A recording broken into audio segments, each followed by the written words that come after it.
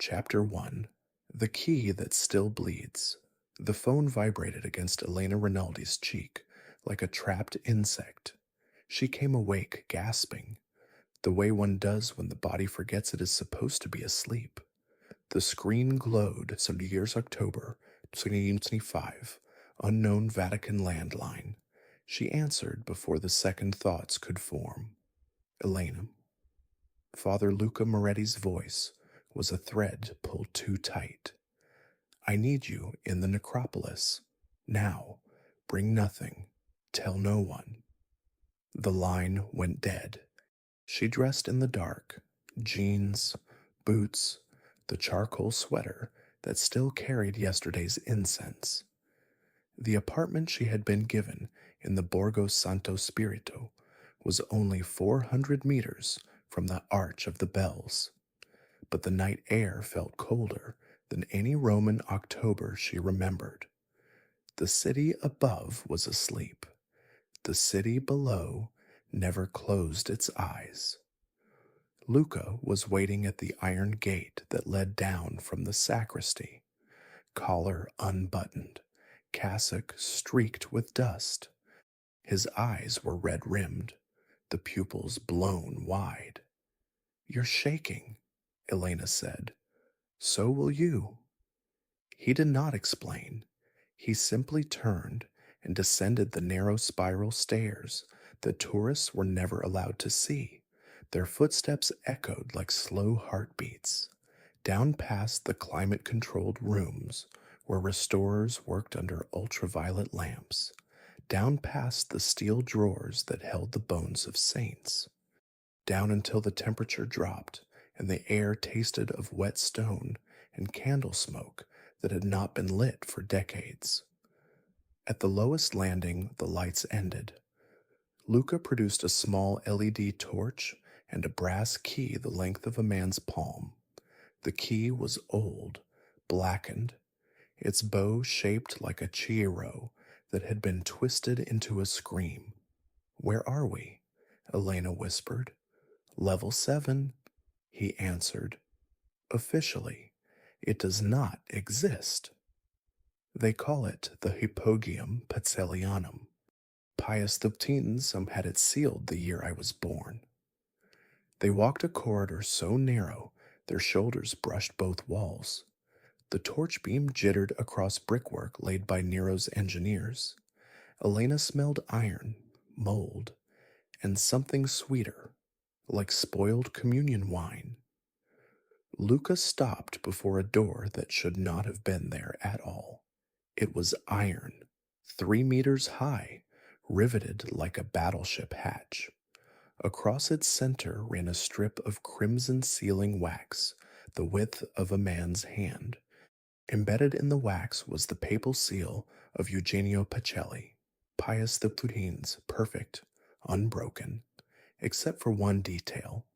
The wax was cracked in a perfect circle the size of a coin, and inside that circle the surface had been clawed, not scratched, clawed, 5 parallel gouges, deep enough to expose the iron beneath, curled at the tips like fingernails broken to the quick, the marks made from the inside.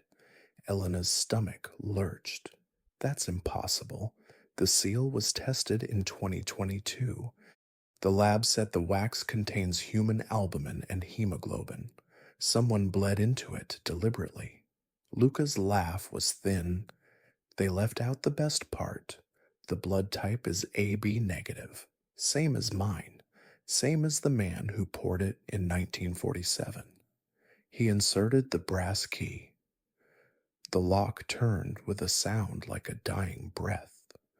The door opened inward on hinges that had not moved in 78 years. A sigh of colder air rolled out, carrying the scent of parchment, candle soot, and something coppery that clung to the back of Elena's tongue. Luca stepped across the threshold first. Elena followed. The torch beam found a narrow antechamber, no larger than a confessional, walls of black tufa, a single wooden lectern. On the lectern lay a leather-bound register. its pages swollen cover stamped with the crossed keys and tiara. The book was open to a page dated 1947. The last entry is in spidery Latin, read Subert die, no Novembris 1947, porta clausa es sanguin essera, cav felis intrantes non revertuntur. Beneath the warning, a second hand had added, in fresher ink that still looked wet, 14 Octobris 2025 ego revertor. Elena's pulse hammered in her ears. Today's date, written as though the writer had known she would stand here, tonight, reading his promise. Luca closed the register gently, as though it might bite. There's more. He aimed the torch at the far wall. A second door waited there, smaller, almost human-sized, bound with iron bands green with verdigris. Another wax seal, identical to the first, stretched across the jamb. But this seal was different. It was bleeding. A single bead of dark fluid had welled from the center of the wax, thick as communion wine, and was crawling slowly downward, defying gravity, tracing the claw marks from the inside. The droplet paused at the lowest gouge, trembled, and fell. It struck the stone floor with a soft, deliberate plop that echoed like a heartbeat. Elena took one involuntary step backward and felt the first door, the one they had just entered, swing shut behind them with the finality of a tomb slab. The torch flickered. For a moment Luca's face was lit from below, looked centuries older than 34. Whatever is behind the second door, he whispered, has been waiting a very long time. From the far side of the bleeding seal came the first knock. One measured blow, patient, almost courteous, then silence. Luca's hand found Elena's wrist. His fingers were ice. That started exactly 3 nights ago, he said. Always at 3:03 a.m., always 3 knocks. Tonight it knocked 4. Elena stared at the wax. Another bead welled, thicker than the first, and began its slow descent. She realized she could hear breathing that was not theirs, slow, wet, coming through the iron itself. Luca released her wrist and reached for the second key that hung around Monsignor Orsini's neck on a silver chain. He had stolen it only hours earlier. Elena, he said, voice cracking. Whatever happens, do not read anything aloud. Some words down here have never stopped waiting for a tongue. The key slid home. The lock turned with a sound like bones snapping. The bleeding seal split down the middle as though sliced by an invisible blade. And from the darkness beyond, something exhaled her name, not whispered, exhaled, as though the corridor itself had learned how to speak. Elena Rinaldi stood frozen, torch beam trembling, while the darkness leaned forward to greet her. Chapter 2: The Catalogue of the Damned. The bleeding seal parted like a wound. Beyond the second door lay a narrow corridor, barely wider than a coffin stood upright. The air here was colder than any crypt Elena had ever entered, cold enough that her breath crystallized in silver threads that hung in the torchlight before dissolving. The walls were not brick or tufa now, but black basalt, polished to a mirror finish centuries before mirrors were common. In that glassy surface, she caught fractured glimpses of herself, eyes too wide, mouth open, the reflection lagging half a heartbeat behind her actual movement. Luca walked ahead, shoulders hunched as though carrying an invisible weight. The silver chain with Orsini's stolen key still swung from his fist like a pendulum counting down to something neither of them wanted to name. They walked for what felt like minutes, but could only have been seconds. The corridor ended at a bronze gate no taller than Elena's chest, its surface as etched with the Chiro symbol inverted. The P looped backwards into a noose. A small brass plaque, green with age, bore a single line in Latin: Stanza 13 prohibita ingressus, mors certa egressus, dubious room, 13 forbidden, entry, certain death, exit, uncertain. Luca did not translate. He did not need to. Elena's Latin was flawless. He knelt, slid the key into a lock hidden beneath the plaque, and turned it. The gate swung inward without a sound, as though the hinges had been oiled yesterday. The room beyond was vast, far larger than any chamber had a right to be this deep beneath St. Peter's. Vaulted ceilings lost themselves in darkness 40 feet above. Rows of iron shelves marched into the gloom like soldiers at attention, each shelf groaning under the weight of thousands of ledgers bound in black leather and human skin, some still bearing faint traces of hair. The smell hit Elena like a physical blow: dust, mildew, old blood, and beneath it all the sweet rot stink of parchment cured in myrrh and something darker.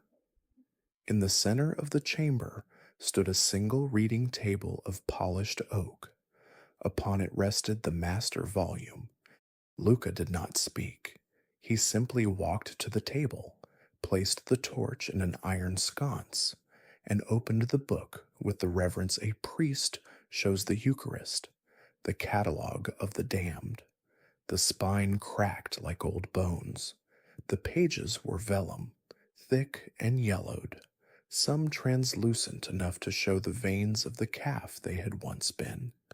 Each double page spread listed 20 names, dates, and brief annotations in different hands spanning 12 centuries. Elena leaned in.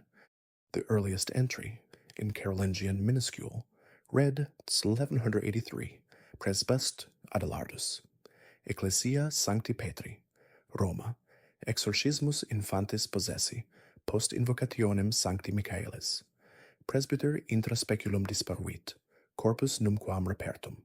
She translated under her breath. After invoking Saint Michael, the priest disappeared into the mirror, body never found.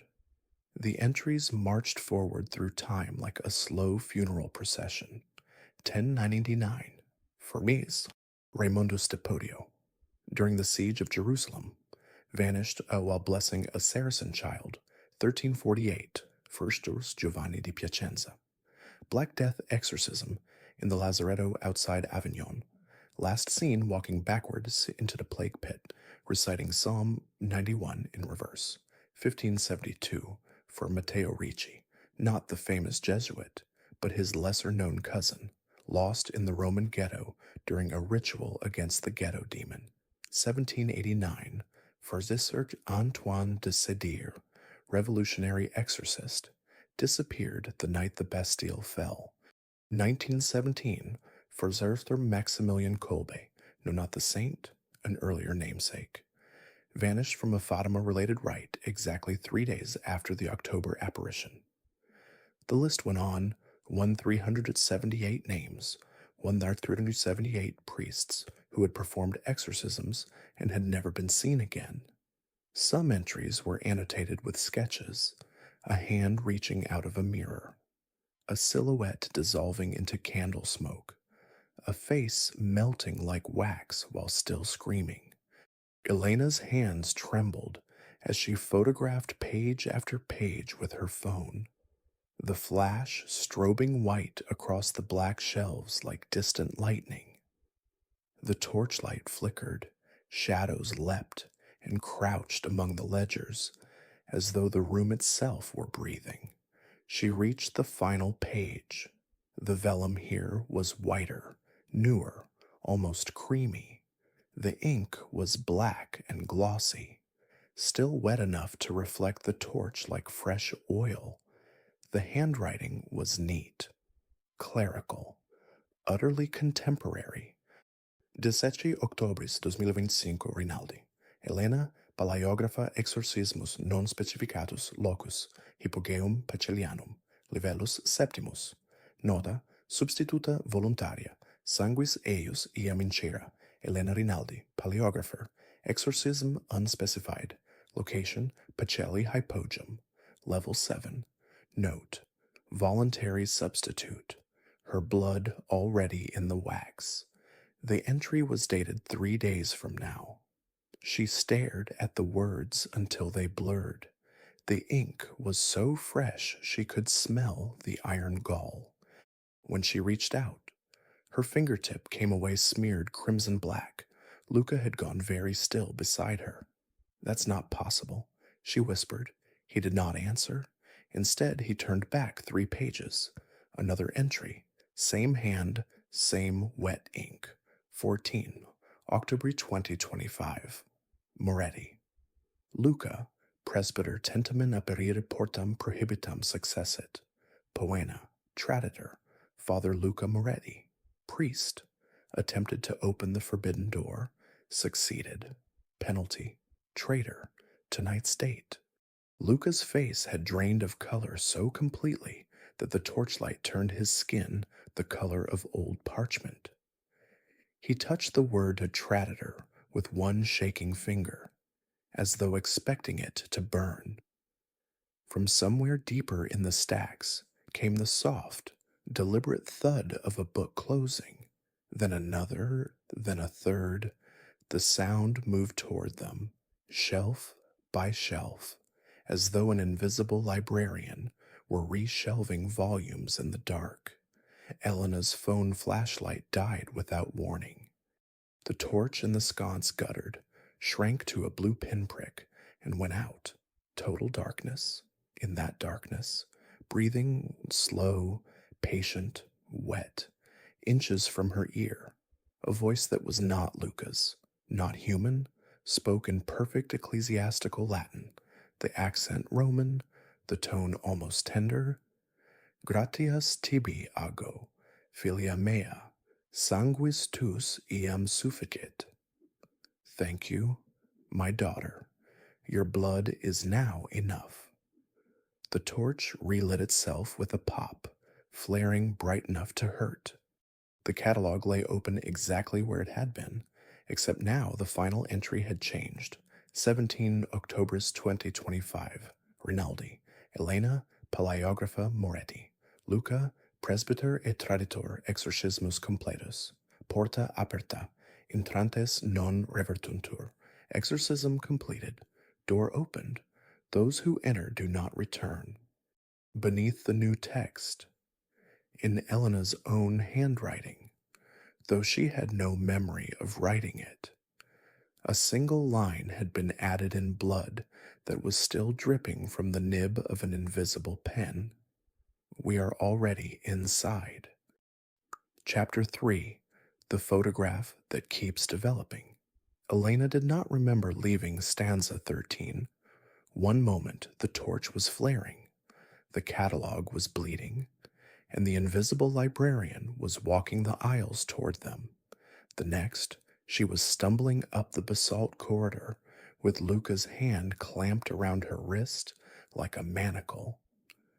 The bronze gate slammed shut behind them of its own accord, the lock clicking with wet finality. They did not stop until they reached the first iron door, the one with the bleeding seal. It stood ajar exactly as they had left it, but the wax had changed again. The claw marks were deeper now. The edges curled inward as though something had tried to widen the hole and failed. Fresh blood, bright arterial red, had welled up and overflowed, running in slow rivulets down the metal to pool on the stone floor. Luca stared at it as though it were a crucifix turned upside down. "We have to tell Orsini," Elena managed. Her voice sounded like someone else's, thin and cracked. Luca laughed once, a sound like breaking glass. Orsini already knows. Who do you think updates the catalog? He dragged her upward, past the climate controlled drawers, past the bones of saints, until they burst into the moonlit sacristy. The night air felt almost warm after the hypogeum. Dawn was still hours away. Rome slept above them, unaware that two of its archivists had just become footnotes. Luca locked every gate behind them with shaking hands. When the final bolt slid home, he leaned his forehead against the cold iron and whispered something that might have been a prayer or a curse. "We're not safe up here either," he said. "Not anymore." He led her not to their offices, but to the restoration laboratory on the third floor of the Belvedere courtyard, a place Elena had always thought of as neutral ground: fluorescent lights, stainless steel, the faint smell of acetone and rabbit skin glue, normal smells, human smells. Sister Maria Grazia was already there. The young nun stood beneath the UV lamp in her white habit, bent over a glass plate negative the size of a prayer book. Her veil was pushed back, exposing a shaved scalp so pale it looked translucent. She did not startle when they entered. She simply straightened and turned, and Elena saw that her eyes were the color of candle smoke. "You're late," Maria Grazia said softly. "It developed another frame while you were downstairs."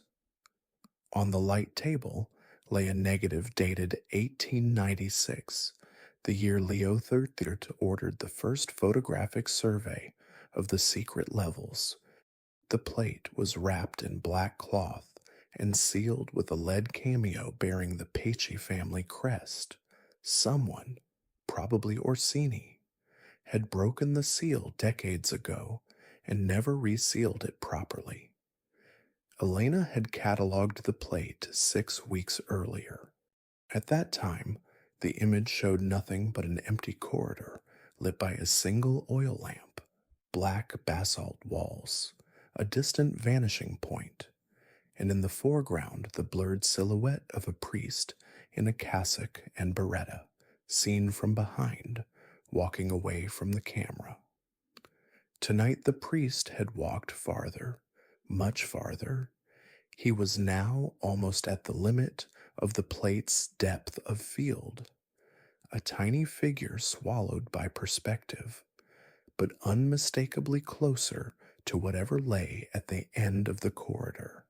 His right hand was raised, palm outward, as though pushing against something the photographer could not see. Elena's mouth went dry. "That's not possible," she said. "Gelatin silver doesn't self-develop. There's no chemical reaction left after 130 years. Maria Grazia gave her a look that contained centuries of pity. "Watch," she said. She killed the overhead fluorescence. In the darkness, the UV lamp painted everything violet. Slowly, like frost forming on a window pane, a new band of density appeared along the lower edge of the negative. Molecules of silver that had lain dormant for a century were migrating, clustering, darkening. The tiny priest took one more step. His head turned. Not much, just enough for the profile to become visible beneath the biretta. The nose, the cheekbone, the hollow beneath the eye. It was Luca. Not a resemblance, not a trick of shadow. It was Luca's face, rendered in perfect 19th century detail. The same sharp Roman nose, the same scar through the left eyebrow he had got falling off an altar as a boy. Luca made a small, wounded sound and backed into a sink. Glass beakers rattled. Maria Grazia reached out and touched the negative, with one bare fingertip where she touched, the image blurred as though the silver itself recoiled. Every night since the knocking began, she whispered, he walks another pace. Tonight he looked back. Tomorrow he will reach the door. Elena found her voice. What door? The one that was never built. Maria Grazia answered. The one that is waiting to be opened by the person who carries the right blood. She turned the negative over. On the reverse, scratched into the glass with a diamond stylus, were words in a hand Elena recognized from the catalogue. D16th, Octobris, XXV, Rinaldi et Moretti venient ad me, et ego aperium, 17 October 2025. Rinaldi and Moretti will come to me, and I will open. The scratching was fresh. Tiny curls of glass dust still clung to the grooves like frost. Luca sank to the floor, cassock pooling around him like spilled ink. 3 days, he said. We have 3 days. Maria Grazia killed the UV lamp. In the sudden darkness, Elena heard the soft click of a camera shutter that had not existed for over a century when the fluorescence came back on. The priest in the negative had taken another step. He was smiling now, not the gentle, tired smile Luca wore when he thought no one was watching. This was something wider, something that used too many teeth. Maria Grazia wrapped the plate in its black cloth with the reverence of a priest veiling the chalice after Mass. Tomorrow night, she said, he will be close enough to touch the lens. After that, the plate will be full, and whatever is walking toward us will have nowhere left to go except out. She looked at Elena with something that might have been compassion. Sleep if you can, Dottoressa. Tomorrow we descend again. There are things you need to see before you decide whether to run. Elena wanted to laugh, to scream, to demand that someone call the carabinieri, the pope, the exorcist, anyone. Instead, she heard herself ask the only question that mattered. What happens on the 17th? Maria Grazia's answer was barely a breath. The catalog updates itself one last time, and the door that was sealed with blood in 1947 finally gets the sacrifice it was promised. Somewhere far below, in the black basalt corridor that should not exist. A glass plate continued to develop in the dark, one frame at a time, one footstep at a time, coming for them.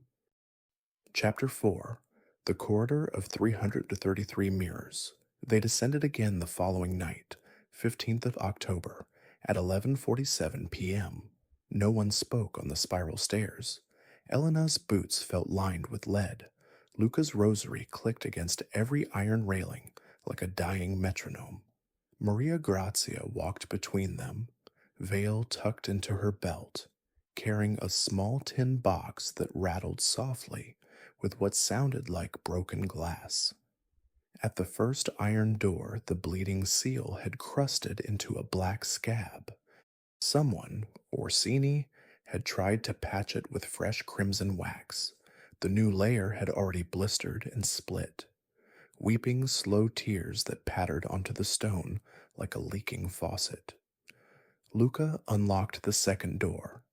The air that rolled out was warmer now, almost body temperature, and carried a new note: hot copper, candle smoke, and the unmistakable sweetness of lilies left too long in a sick room.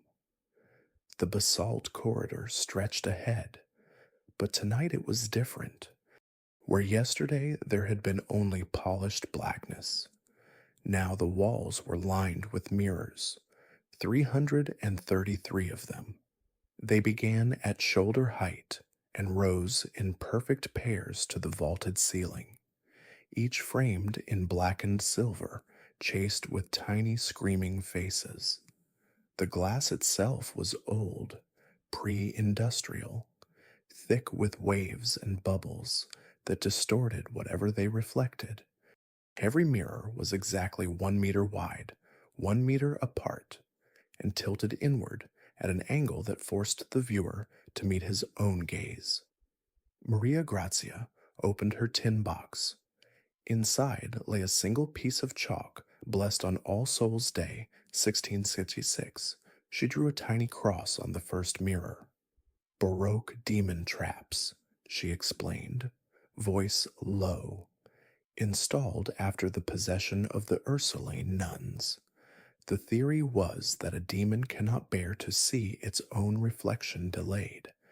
The lag drives it mad, forces it to flee the host. 333 mirrors for the 333 days Christ spent in the tomb before the harrowing of hell. She did not need to add that the corridor had never worked. The proof was in the catalog upstairs. They stepped forward. The first mirror showed Elena exactly as she was, pale, exhausted, eyes ringed with violet. The second mirror showed her 0, 7 seconds ahead, her right foot already lifting for the next step. The third mirror showed her blinking. The fourth showed her lips parting to exhale. By the 10th mirror, the delay was noticeable enough to unsettle. She watched her future self glance nervously at Luca, saw the muscles in her throat work as she swallowed. The reflection's eyes flicked to something just behind her present shoulder, something her real body had not yet noticed. The air grew warmer with every step. The mirrors began to sweat, tiny beads forming on the silver backing and rolling downward like tears. At mirror 47, the reflection started to breathe out of sync. Elena heard herself inhale a full second before she actually did. The sound echoed strangely, as though the corridor were a lung slowly filling. Luca's rosary clicks arrived late, like an afterthought. By mirror 100, the temperature was stifling. The lilies and copper smell thickened until Elena tasted metal on the back of her tongue. Her reflection's pupils were blown wide, black eclipsing brown, though her real eyes still looked normal. Maria Grazia walked with her head bowed, chalk marking every 10th mirror. Her reflection, however, looked straight ahead, smiling a small, secret smile that never touched her living mouth. Mirror 150.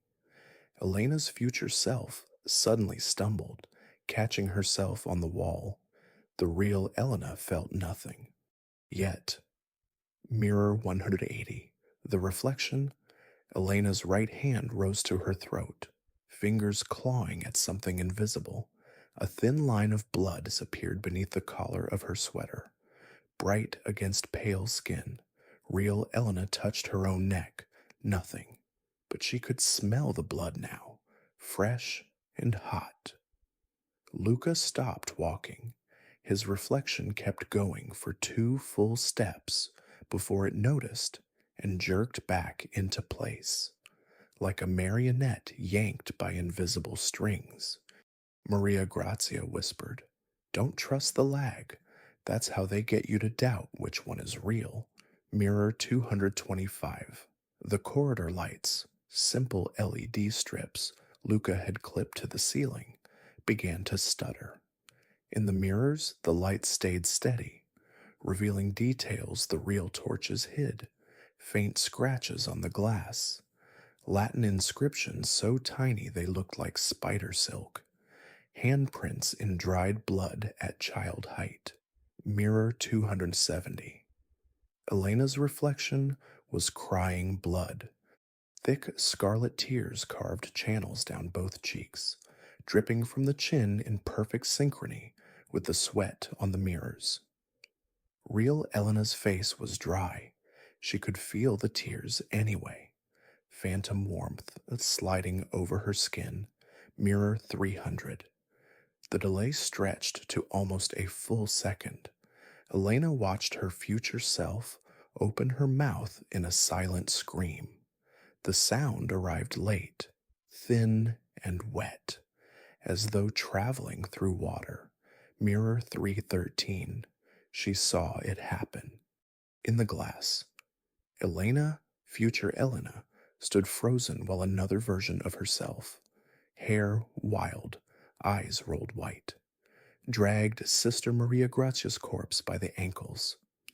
The nun's habit was soaked crimson from throat to hem, her head lolled at an impossible angle, neck clearly broken. The dragging Elena's mouth was open in a rictus of effort. Veins stood out on her forearms. The corpse's eyes snapped open. Dead Maria Grazia smiled up at living Elena with blood-slick teeth. Real Elena spun around. Living Maria Grazia stood 3 meters behind her, very much alive, holding a bone-handled scalpel that caught the torchlight like a falling star. The nun's smile was gentle, almost maternal. "It's all right," Maria Grazia said softly. "In every previous attempt, this is the moment I kill you to save you from what comes next. The mirrors remember." She raised the scalpel. Luca lunged, but his reflection was still mid-step, 7 seconds behind. His real body moved like a man underwater. Maria Grazia's reflection, however, moved perfectly in time. It stepped forward inside the glass and placed its free hand on the surface from the inside. The mirror rippled like black water. The living nun hesitated, eyes widening in genuine surprise. "No," she whispered, "not yet." The reflection Maria Grazia smiled wider, reached through the glass, and wrapped cold fingers around her living counterpart's wrist. The scalpel clattered to the floor. Real Maria Grazia screamed, a sound that arrived from every mirror at once, layered and echoing until the corridor itself seemed to scream with her. Elena backed away until her shoulders hit the opposite wall. The mirror there showed her future self already running, already too late. Maria Grazia's reflection began to pull, slowly, inexorably. The living woman was dragged forward, cheek pressing against the glass, distorting, flattening. Her mouth opened in a perfect O of terror. Blood vessels burst in her eyes.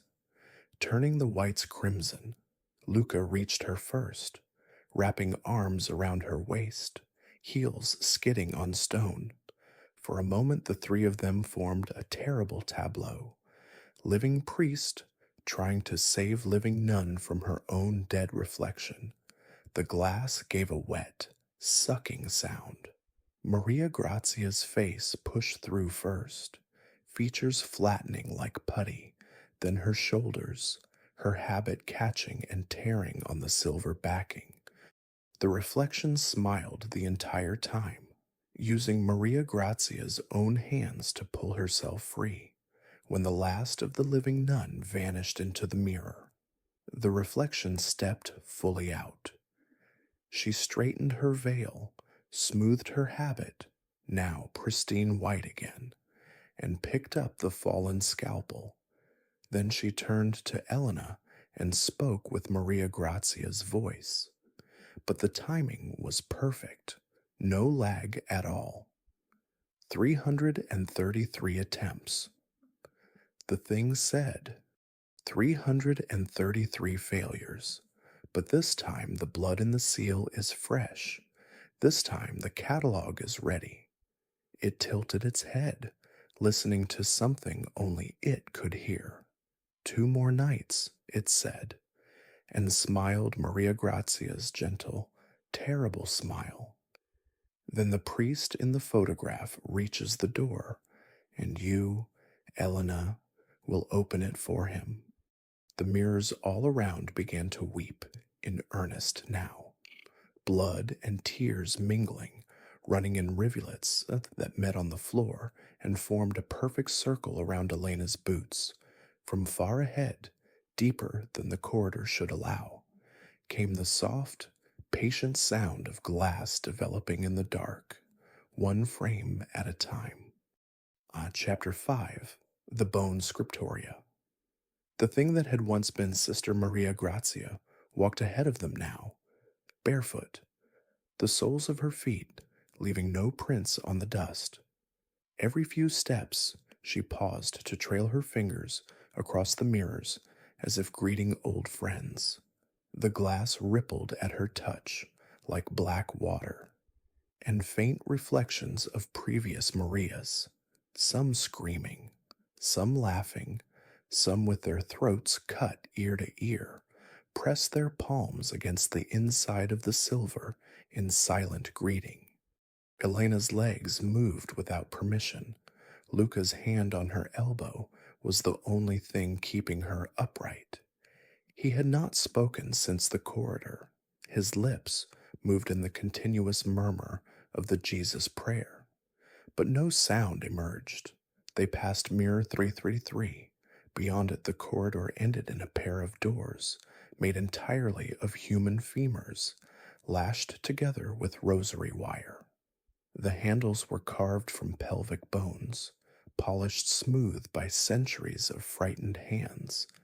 A brass plaque, green and pitted, read in raised letters, Scriptorium osevem 1668, hic libri scribuntur, quinumquam legentur. Here are written the books that will never be read. The Maria thing pushed the doors open with both palms. They swung inward without a creak. The chamber beyond stole Elena's breath and refused to give it back. It was a monastic library the size of a cathedral nave, but every surface, every arch, every shelf, every chair was built from human bone. Rib cages formed the vaulting, interlocking like Gothic tracery, the sternums meeting in perfect pointed arches overhead. Spinal columns rose as pillars, vertebrae fused with silver pins.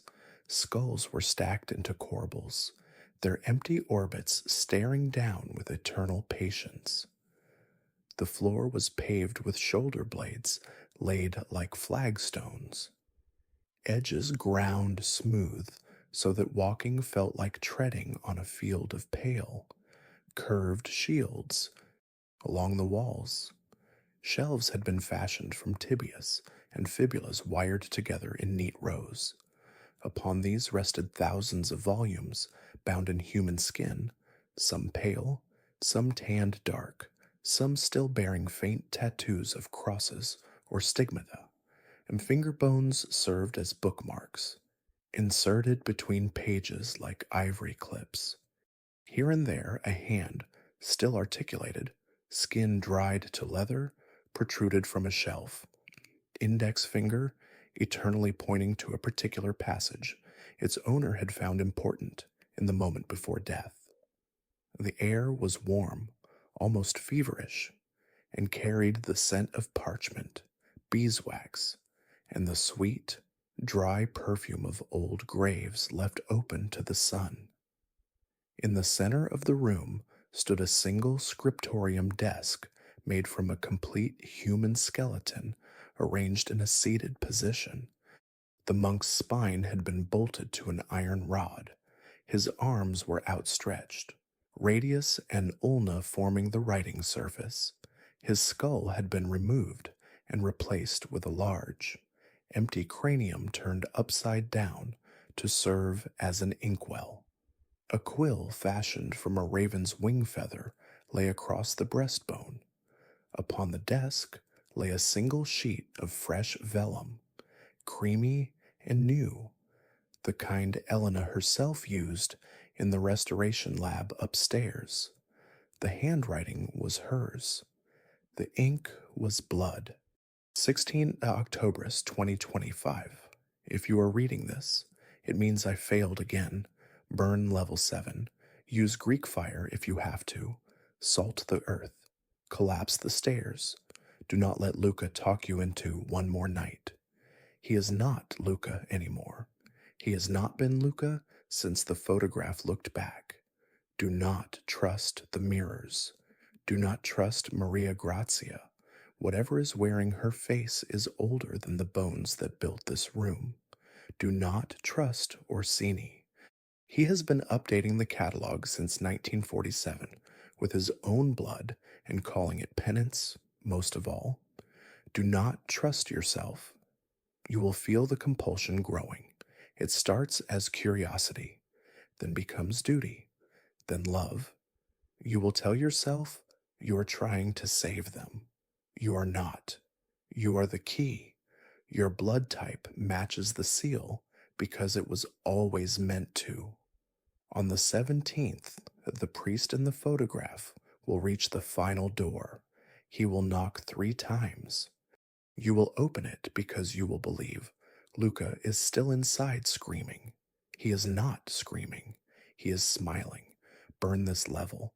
Burn me with it if you have to. I am so sorry.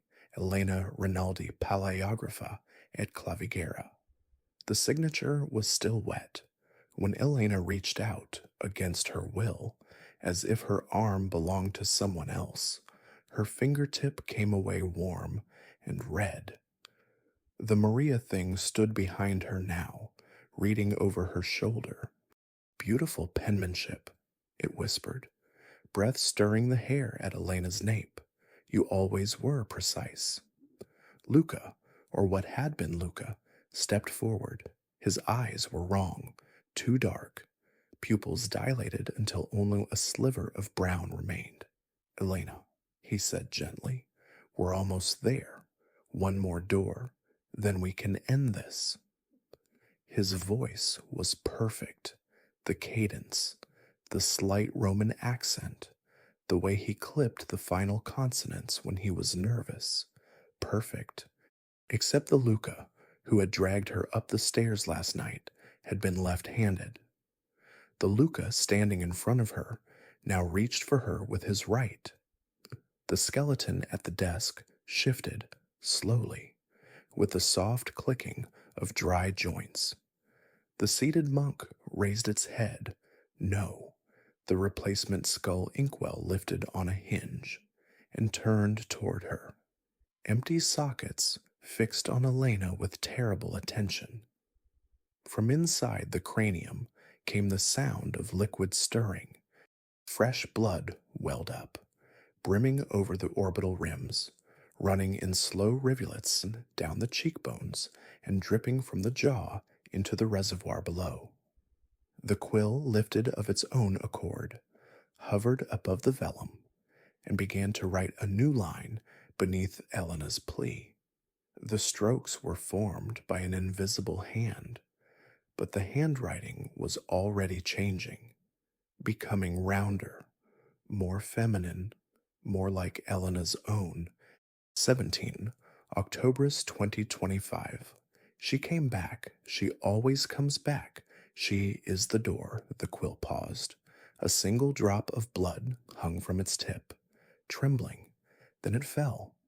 The drop struck the page and spread outward in a perfect circle, soaking through the vellum, revealing words written on the other side in mirror writing that could only be read in the reflection of the bone desk. You are reading this tomorrow. You are writing this now. There is no tomorrow. The skeleton's jaw dropped open with a soft clack. From the depths of its throat came a sound that was not sound, the wet, patient exhalation of something that had waited 400 years for the right blood to finish the sentence. The Maria thing leaned close to Elena's ear. 2 nights, it crooned.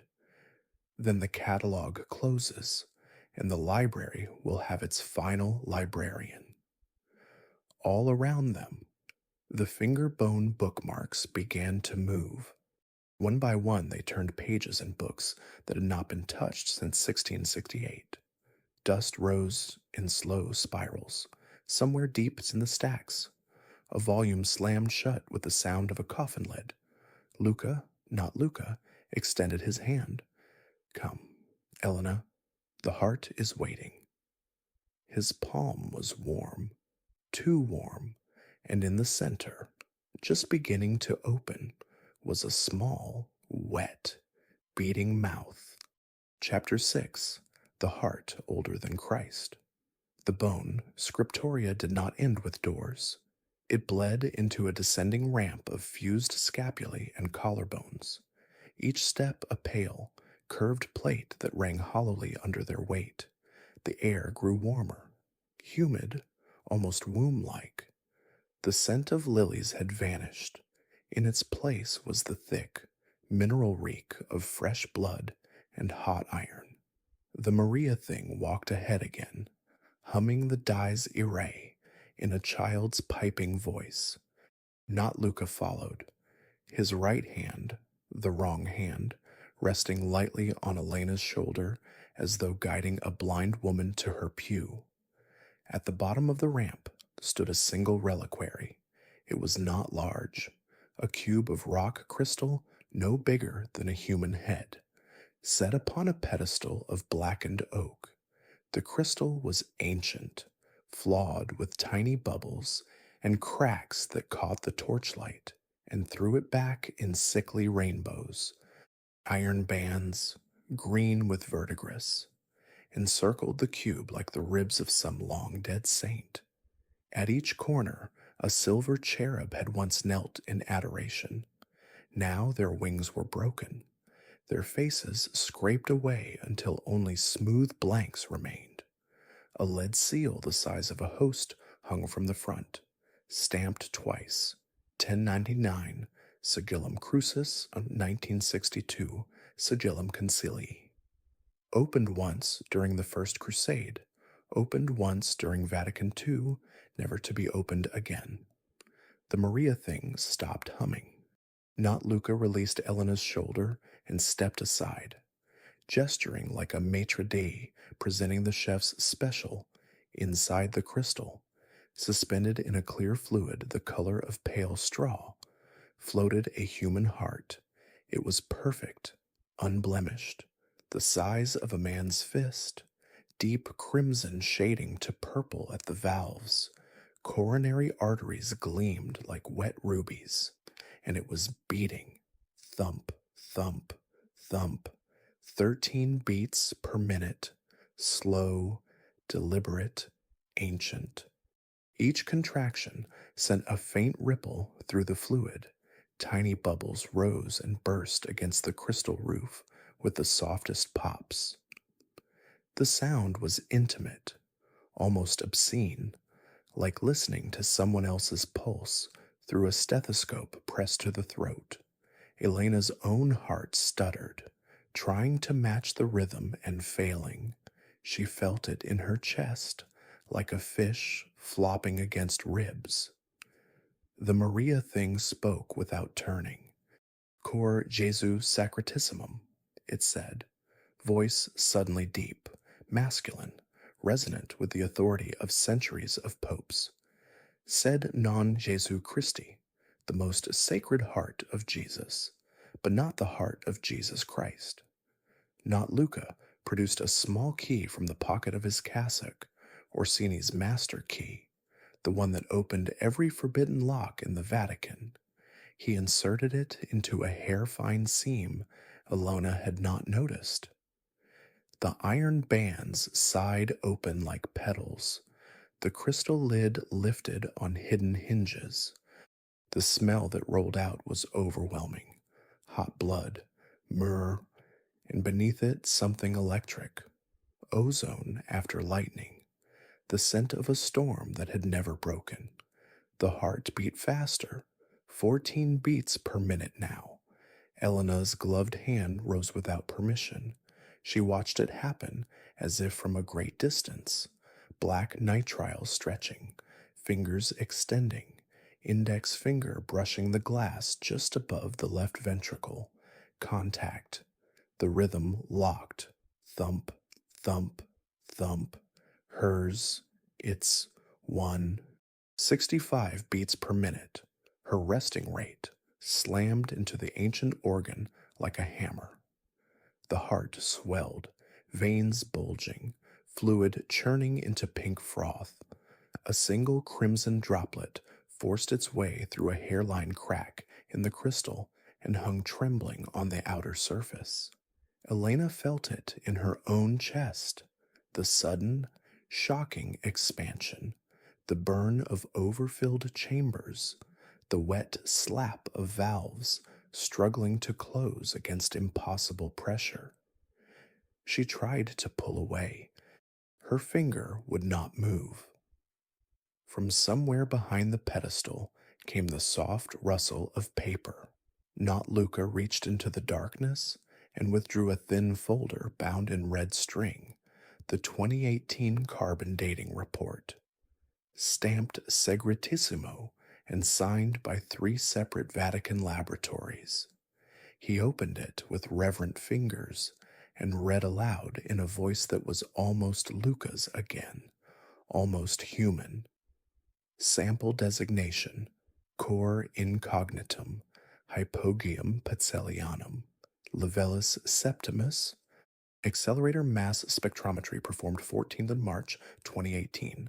Calibrated date range 95% probability. 9 to December, 15 December. Year 0 minus 9 days. He looked up. His eyes were solid black now. No sclera, no iris, only depth. 9 days before the birth of the Nazarene, he whispered. This heart was beating while Mary was still crossing the hill country to Elizabeth, while the angels were still deciding whose voice to borrow. The heart slowed again, fighting her rhythm, dragging it down. 50 beats, 45, 40.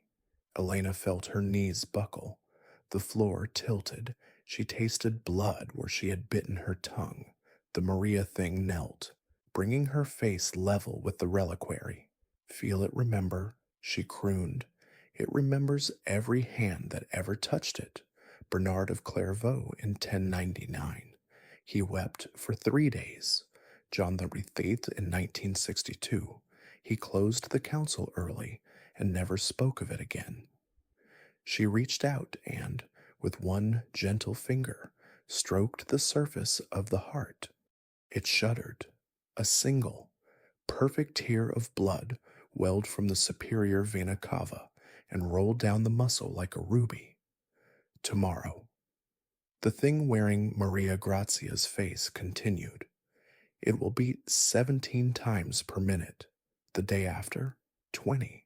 By the 17th, it will match the priest in the photograph, and when he reaches the final door, it will stop. She looked at Elena with eyes that were suddenly ancient, pitiless, loving. Then it will need a new home. Elena found her voice, raw and cracked. What is it? The answer came not from the Maria thing, not from not Luca, but from the heart itself, a pressure behind her eyes, a voice that spoke inside bone rather than air. I am the heart that was rejected, the one the Father did not choose, the one that refused to stop. The crystal cracked wider. Fluid the color of watered wine began to drip onto the bone floor, hissing where it touched. Not Luca closed the report and tucked it carefully into Elena's pocket, patting it like a father sending his child off to school. Tomorrow, he said, we open the last door, and you, Elena, will carry it the final distance. The heart gave one tremendous beat, boom, that echoed through the entire level like a cathedral bell struck underwater. Elena felt it in every tooth, every rib, every chamber of her own heart. When the echo died, the rhythm had settled, 13 beats per minute. Hers and its, perfectly synchronized. The Maria thing smiled with Maria Grazia's mouth and closed the reliquary lid. The iron bands locked themselves with a soft, wet click above them, somewhere in the bone scriptoria. The skeleton scribe dipped its quill again. Fresh blood dripped onto fresh vellum. The letter for tomorrow was already longer. Chapter 7. The Real Third Secret of Fatima. The ascent from the bone scriptoria felt endless. Yet Elena's legs carried her upward without fatigue. The heart in the reliquary was now silent, but she felt its 13 slow beats inside her own chest like a second, older pulse. Each thump dragged against her ribs as if trying to burrow deeper. The Maria thing had vanished somewhere between the scapula steps and the corridor of mirrors. Not Luca walked 2 paces behind her, humming the Salve Regina in a key that made the mirrors weep fresh blood when they passed. They emerged into the familiar fluorescent corridors of the secret archives proper at 04:11 a.m. on 16th of October. The lights overhead flickered in the exact rhythm of the heart, 13 beats on, 13 beats off. Luca. She could no longer think of him as not Luca. The distinction had become meaningless. Led her past the reading rooms, where scholars would arrive in 4 hours, past the steel cabinets that held the trials of the Knights Templar and Galileo's recantation, to the private office of Monsignor Silvio Orsini, prefect of the Apostolic Archive. The door was ajar. Inside, the room looked ransacked by a meticulous thief. Drawers hung open like broken jaws. Files lay scattered across the Persian carpet in deliberate patterns, circles within circles, the papal keys inverted. On the desk, illuminated by a single green banker's lamp, sat a plain manila envelope the color of old bone. Across the front, in Orsini's spidery hand, Fatima Thurig non aperire sub poena excommunicationis latae sententiae 16th October 2025. Do not open. Under pain of automatic excommunication, the wax seal was already broken. Luca placed a hand between Elena's shoulder blades and pushed gently. She crossed the threshold. The envelope was thick, heavier than paper should be. Inside were 3 sheets of cheap Portuguese notepaper, the kind a cloistered nun might have used in 1960, and 1 smaller photograph. Elena unfolded the first page with fingers that no longer felt like her own. Convento de Coimbra, 3 enero 1960. Beatissimo Padre. Obedezco, pero obedezco temblando. The handwriting was Sister Lucia dos Santos, the same looping, childlike script Elena had studied in the published fragments. But these words had never seen daylight. She read on, translating silently at first, then aloud because the heart inside her chest demanded it.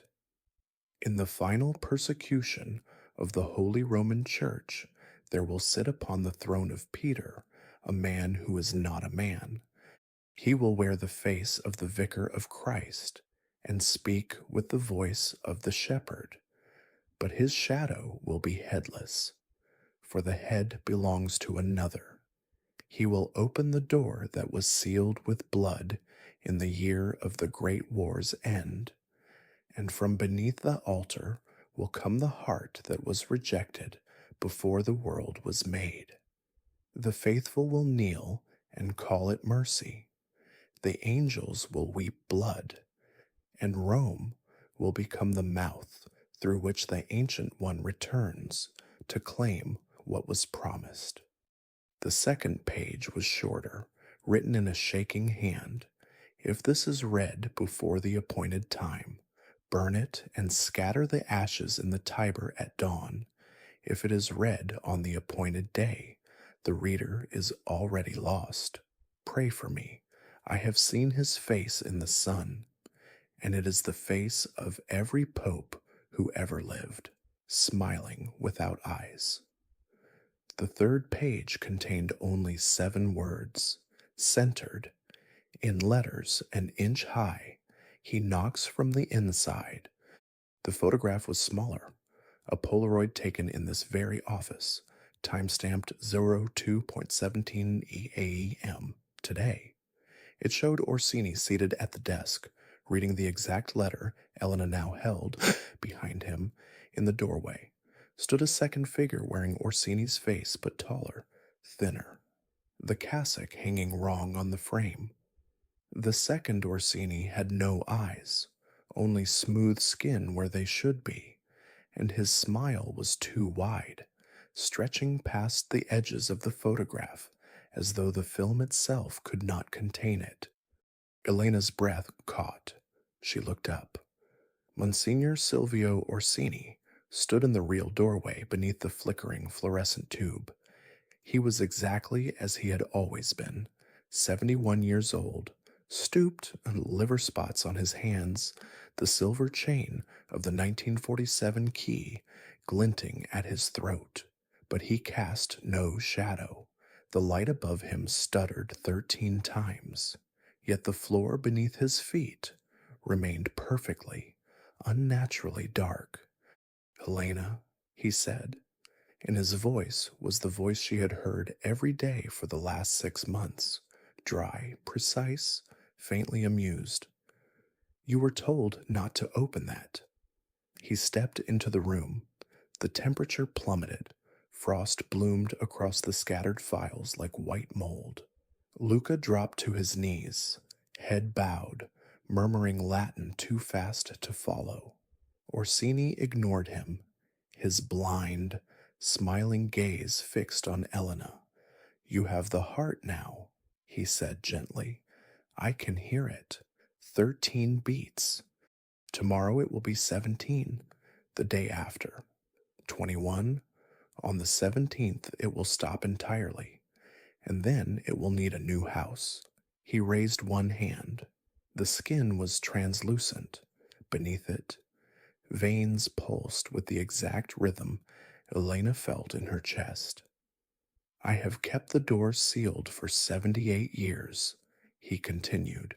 "Every night I added my blood to the wax.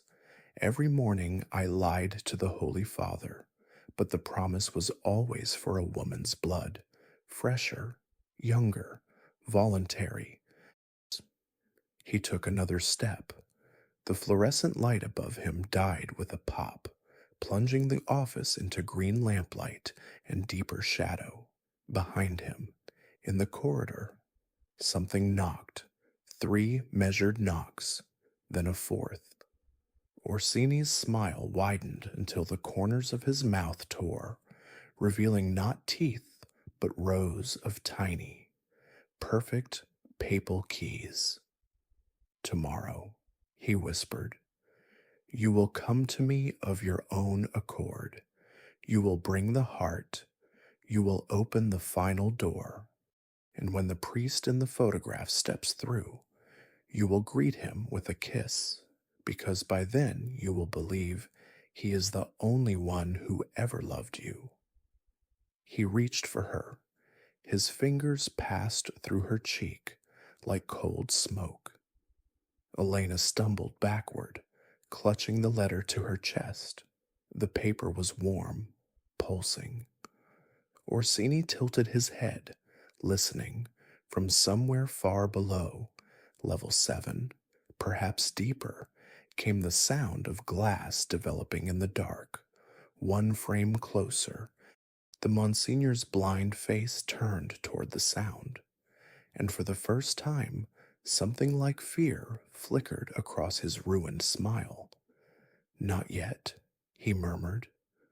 "There is still one more night." He stepped backward into the corridor.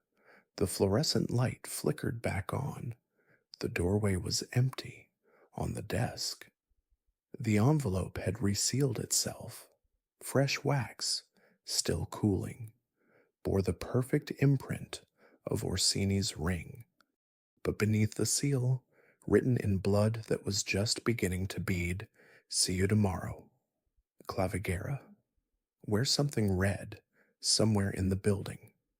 A clock began to strike 5. 13 slow chimes. Elena looked at Luca, still kneeling, tears cutting channels through the dust on his cheeks. He met her eyes and smiled with Orsini's mouth. Almost home, he said. Chapter 8, 3:03 a.m. The door opens from the inside. They did not speak on the final descent. Elena carried the reliquary against her chest like a child. The crystal had grown warm. The heart inside now beat 17 times per minute, perfectly matched to hers. Each pulse sent a ripple of pleasure pain through her sternum, as though the organ were learning the shape of its new home. Luca walked ahead, barefoot, cassock unbuttoned to the waist. His rosary lay discarded somewhere above. In its place, the silver chain of Orsini's 1947 key swung between his exposed ribs like a pendulum. The corridor of mirrors was empty now. Every glass surface had gone black, reflecting nothing. When Elena passed mirror 313, she caught a glimpse of herself dragging Maria Grazia's corpse again. Only this time, the corpse was smiling and waving goodbye. The bone scriptoria greeted them with silence. The skeleton scribe had finished its work. On the desk lay a neat stack of pages, the tomorrow letter, expanded to 37 sheets, written in Elena's blood and signed at the bottom with today's date. They did not stop to read it. Down the scapula ramp, past the reliquary pedestal, now empty and cracked like an eggshell, to the final door. It was not iron, it was flesh. A seamless sheet of living skin stretched across the archway, pale and hairless, veined with blue. At its center, a vertical slit pulsed gently, wet and red, as though breathing through a wound. Luca knelt before it. From his throat came the rite of exorcism, recited perfectly backward, from the final amen to the opening Vade Retro Satana. The words slithered out like smoke in reverse, each syllable drawing blood from his ears. The skin door quivered. Elena felt the heart in the reliquary, no, in her chest, surge to 21 beats per minute. The slit parted, not opened, parted. Like lips, beyond lay absolute blackness. Yet the blackness had texture, warm, wet, breathing. Luca turned to her one last time. His eyes were gone, only smooth skin where they had been, yet they wept tears of blood that ran backward up his cheeks and into his hair. "Kiss me," he said with Orsini's voice, with Maria Grazia's voice, with every pope who had ever kept the secret. "Welcome me home."